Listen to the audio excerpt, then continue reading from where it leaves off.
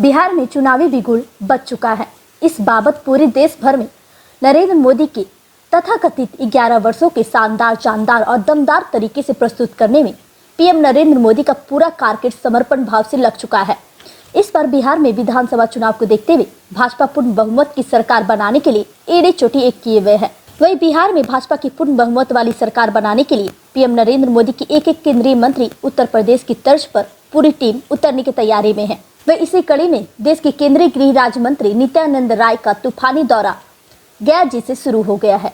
बिहार में नीतीश कुमार की अगुवाई में एनडीए के घटक दलों के द्वारा चुनाव लड़ने की पूरी तैयारी कर चुकी है। वही गया जी के आर्यवत होटल में केंद्रीय गृह राज्य मंत्री नित्यानंद राय ने एक प्रेस कॉन्फ्रेंस कर बताया कि देश भर में नरेंद्र मोदी की लहर है। ऑपरेशन सिंदूर के बाद हर मोर्चे पर अपनी सरकार की 11 वर्षों को बेमिसाल बताते हुए शानदार और दमदार कार्यकाल बताया। केंद्रीय गृह राज्य मंत्री नित्यानंद राय ने कहा कि बिहार में भाजपा इस बार शानदार पारी खेलने के मूड में है और उन्होंने कहा कि अब विपक्ष के पास नरेंद्र मोदी की सरकार को छोटा दिखाने के लिए कुछ भी नहीं बचा है। विपक्ष जितना हमलावर होगा उतना ही कमजोर होगा। ऑपरेशन सिंदूर ने यह साबित कर दिया है कि किसी भी कीमत पर भारत अपने मान और स्वाभिमान के मुद्दे पर कोई भी समझौता नहीं कर सकता है। गया से मगधभूमि न्यूज के लिए मनोज कुमार की रिपोर्ट। सरकार की जो माननीय प्रधानमंत्री आदरणीय नरेंद्र मोदी जी के नेतृत्व में जो परिवर्तन हुआ है, ऐतिहासिक परिवर्तन हुआ है, इसकी सबको बहुत बहुत बधाई और शुभकामनाएं। सर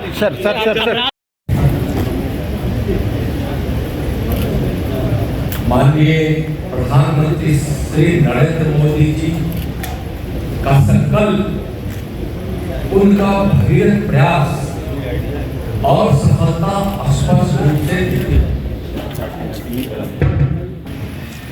21वीं सदी भारत का होगा जिस भारत में कोई भूखा न होगा, न कोई अशिक्षित और बेघर होगा। स्वामी विवेकानंद जी के बचपन का नाम नरेंद्र और भारत के कर्मयोगी प्रधानमंत्री का नाम नरेंद्र, यानी एक नरेंद्र स्वामी विवेकानंद ने भविष्यवाणी की थी, उस भविष्यवाणी को पूरा कर रहे हैं दूसरा नरेंद्र।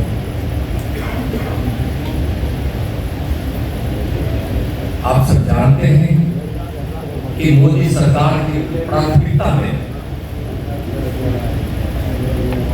विकसित भारत के 4 स्तंभ गरीब, युवा, किसान और महिलाएं प्राथमिकता में है। इन 11 वर्षों में भारत ने सिर्फ नीतियों को सरल होते हुए नहीं देखा है,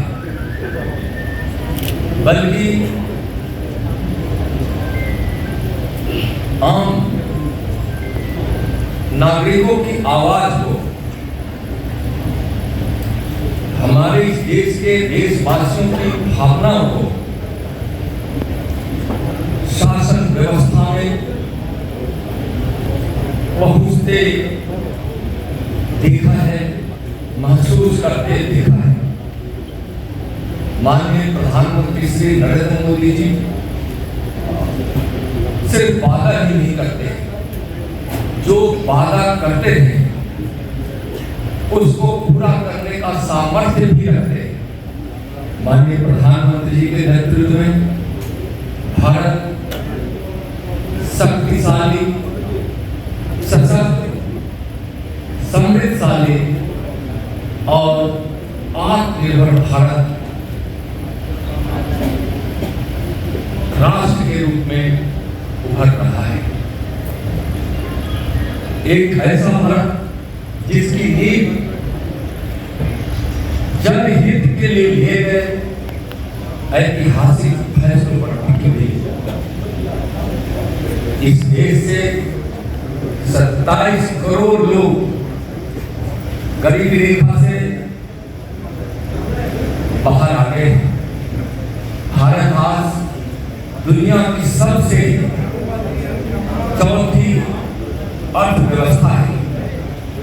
53 करोड़ जनधन खाते खुले हैं, 99% गांव में आज रोड कनेक्टिविटी है, 9 गुना रेलवे का बजट बढ़ा है, 136 वंदे भारत ट्रेन आज लोगों की सेवा में चल रही है, 103 अमेरिका भारत स्टेशन आज है, कृषि बजट 5 गुना बढ़ा है, आज 11 करोड़ किसानों के खाते में 3 लाख करोड़ से ज्यादा पैसे पहुंचे, 81 करोड़ लोगों को मुफ्त अनाज मिल रहा है, 4 करोड़ गरीबों का घर प्रधानमंत्री आवास योजना से बना है, 15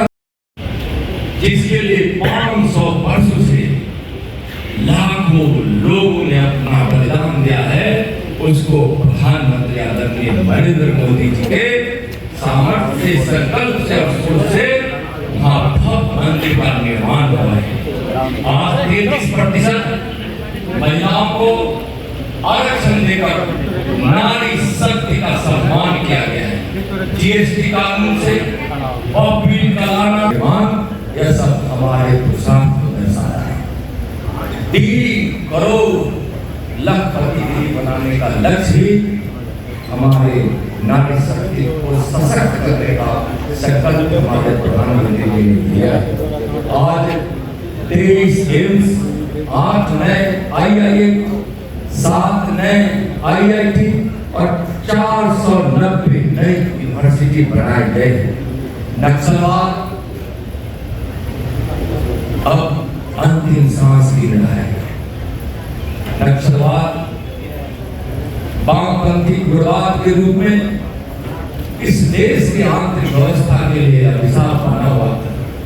हमारे निर्दोष लोगों की हत्या हुई, अपना कानून बनाकर वामपंथी उग्रवाद इस भारत के मिट्टी पर प्रहार कर रहा था। आज उस पर सख्त कार्रवाई हुई है। माननीय प्रधानमंत्री श्री नरेंद्र मोदी जी के संकल्प के अनुसार माननीय गृह मंत्री श्री अमित शाह जी ने घोषणा की है कि मार्च 2024 तक हम भारत की भूमि से नक्सलवाद को समाप्त कर देंगे, उसका सर्वनाश करेंगे। 126 जिले में जहां वामपंथी उग्रवाद पूरी तरह से अपने प्रभाव को, अपने पैर को जमा रखा था, वह घटकर अब 18 जिले ही बचे। हिंसा की घटनाओं में 33% की कमी आई है। सुरक्षा बलों ने दुनिया को बता दिया है कि भारत मां का वीर बेटा नरेंद्र मोदी अब अपने भारत के सम्मान पर चोट पहुंचते नहीं देख सकते, अपने बहनों की मांगों से सिंदूर को उजड़ते हुए नहीं देख सकते।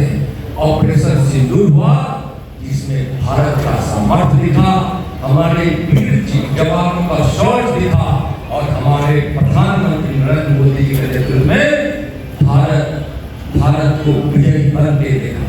आज पूरा भारत मां तेरी जय हो विजय के जयगान से गुंजयमान है। बिहार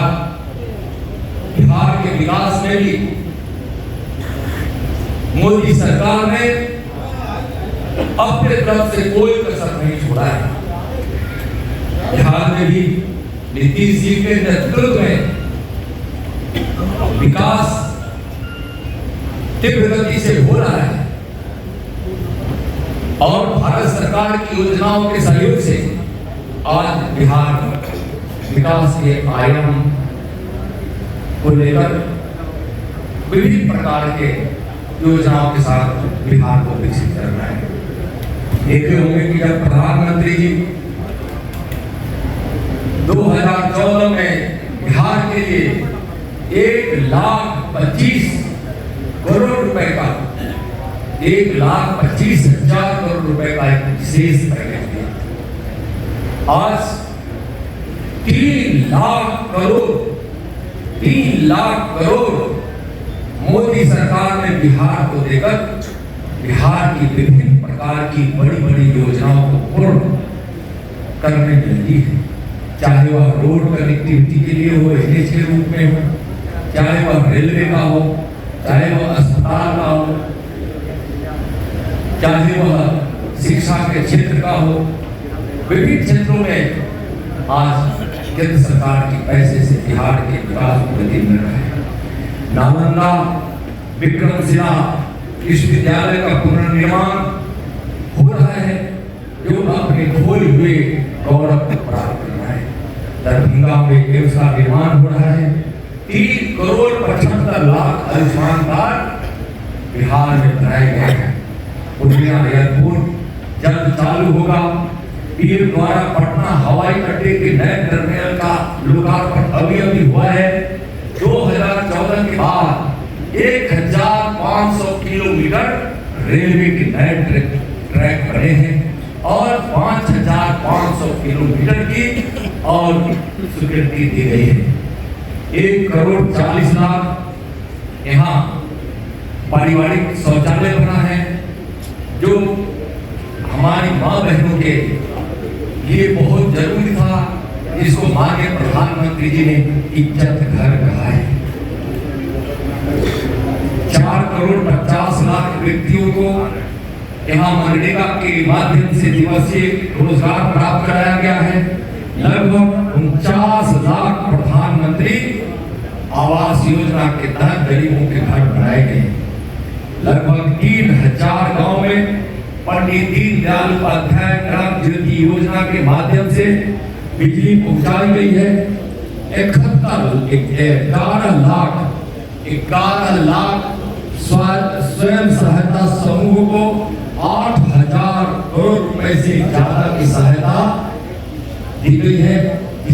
आप जानते हैं स्वयं सहायता समूह के सदस्य के रूप में हमारी महिलाएं होती हैं और महिलाओं को उससे रोजगार प्राप्त हुआ है और वह बिहार में अत्यधिक सफल भी हुआ है।